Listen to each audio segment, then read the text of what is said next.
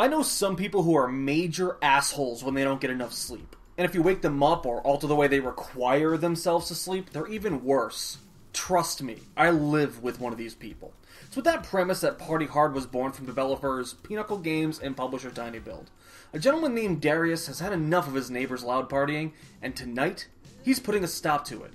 And once he's done, well, he just can't stop. You've got to admit, it's a pretty great premise. I mean, how often has something like this happened to us in our lives where we would just love to go on a rampage murdering people because you're fed up? Oh, it's just me?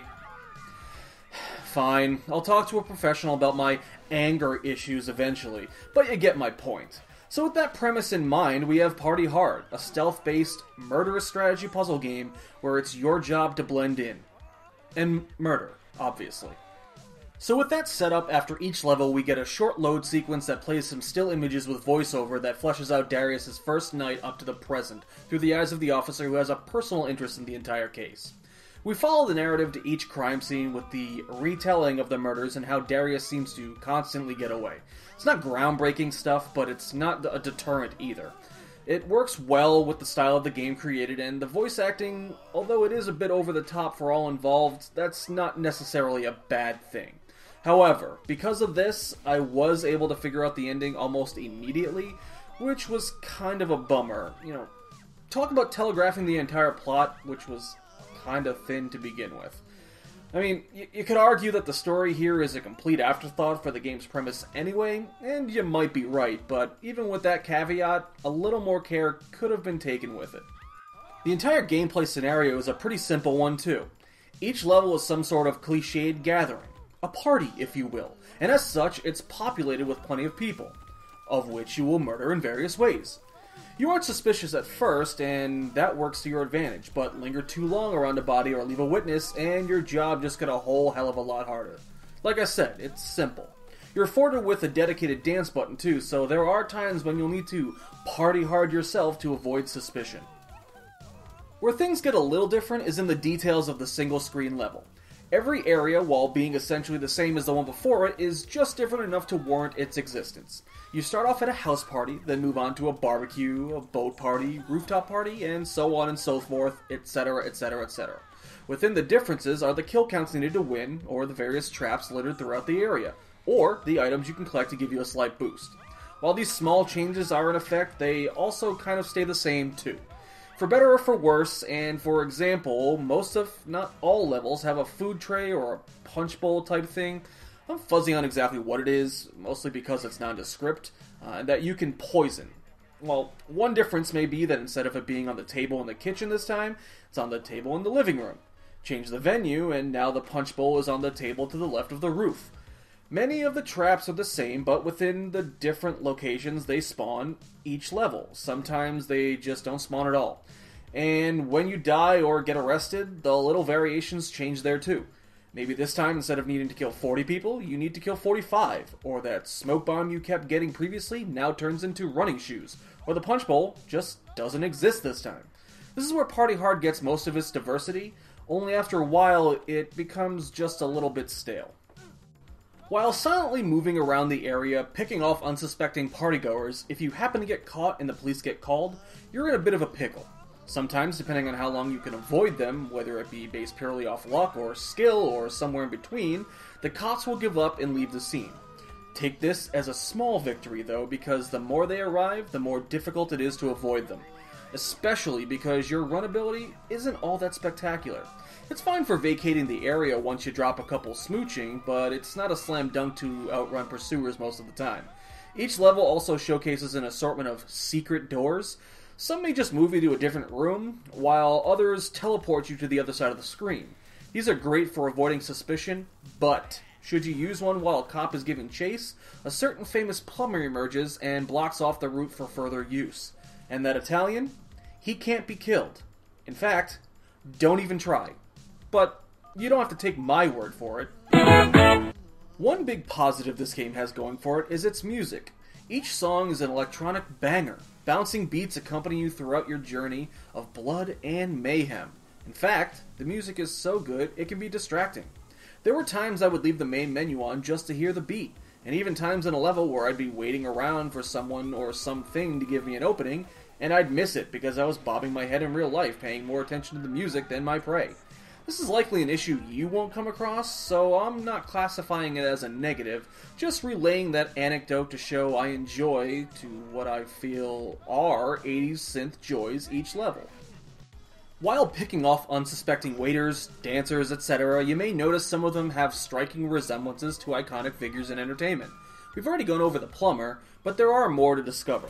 I'll leave those discoveries to you because it could be a neat little aha or cool moment for yourself, and sometimes these costume fodder can show up midway through the party to add to your total kill count, whether by your hand or the game's. It sucks, but sometimes it can create opportunities if you play your cards right. We're also able to unlock other characters to use in the levels. I won't mention who they are other than one of them in a moment, just so you can have that pleasure of once again discovering them for yourself. I will mention that each has their own set of skills and weapons to take out the opposition. Darius uses the classic knife for the majority of his kills, and the others are thematically appropriate for who they are and what they do. These are a nice addition to the game, just to break up some of the monotony. Okay, so there is a good game here to like, but unfortunately there are a bunch of downfalls within that game too. For instance, in regards to the unlockable character I said I'd mention, he's a ninja, so his whole gimmick is to be stealthy. That's fine. If anyone sees you for any reason, they get spooked and call the cops. Okay, I get it. So because of this, standing still grants you invisibility. Cool. However, this doesn't seem to work as you'd expect or even want it to. Now, I'm not ready to classify this as a glitch per se. There'll be plenty more of that to talk about soon. Rather, I think the devs just programmed the character to work poorly sometimes. I couldn't get the stealth to work consistently.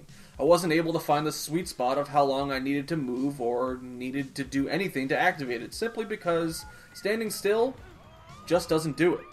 You need to be moving first. Add on to that he gets the continuous smoke bomb item that is a blessing and also a curse. Sometimes it's really difficult to position where you want it to be thrown.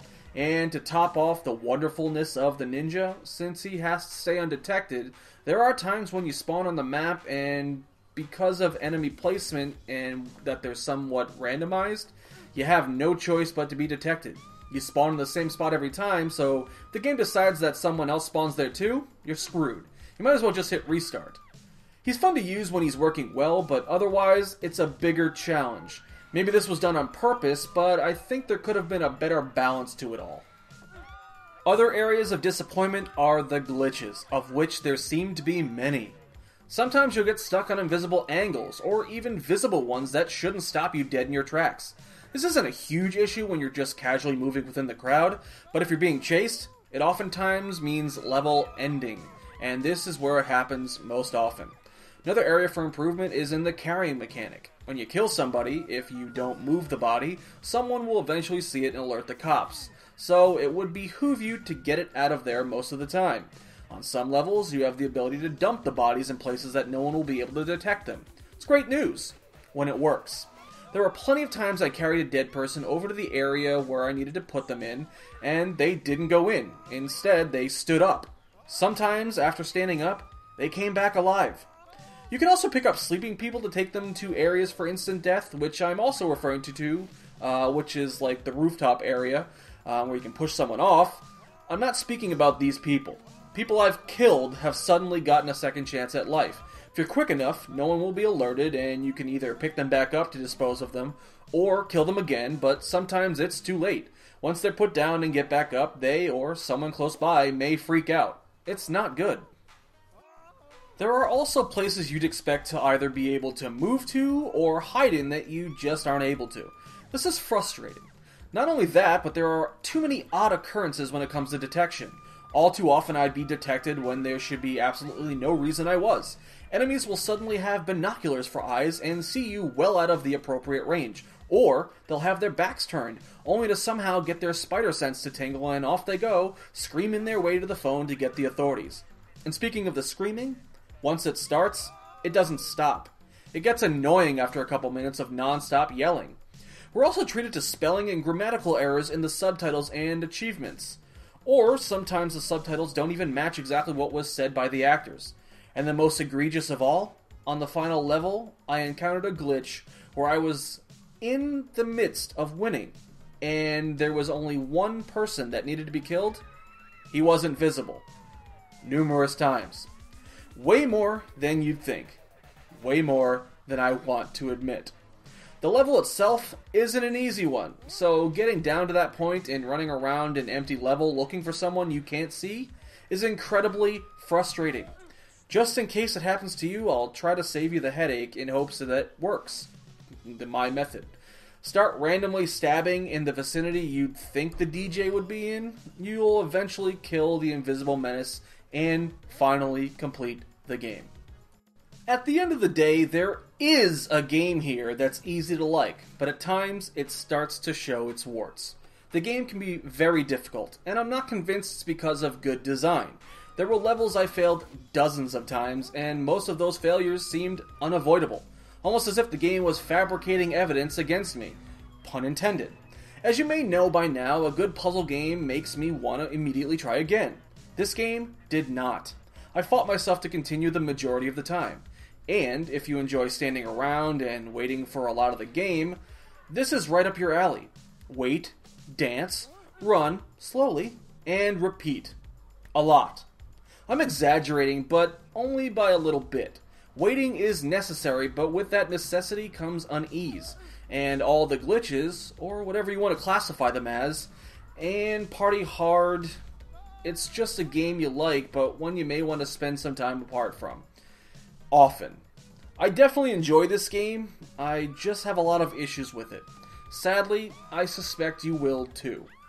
Pun not intended. And a PS to the developers or the publishers, I don't really know who handles that issue, but I really hope the level editor that's out in beta for the PC comes to consoles too. I think that'd be really fun to explore both creatively and playing other people's levels. Add in new achievements and it's even more worth a look in my eyes, so please, guys, make it happen. It would be really cool to be able to create levels and share them on the consoles as well. And again, a special shout out to the wonderful weather that has made me leave my windows open and have all the ambient noise like birds and wind and cars and neighbors playing outside available for you all to hear in the background. I know you loved it, so let me know how much you loved it. Thumbs it up. You know you want to. It was actually Megan who made me leave the windows open. I was forced to do it, so, you know. It is what it is.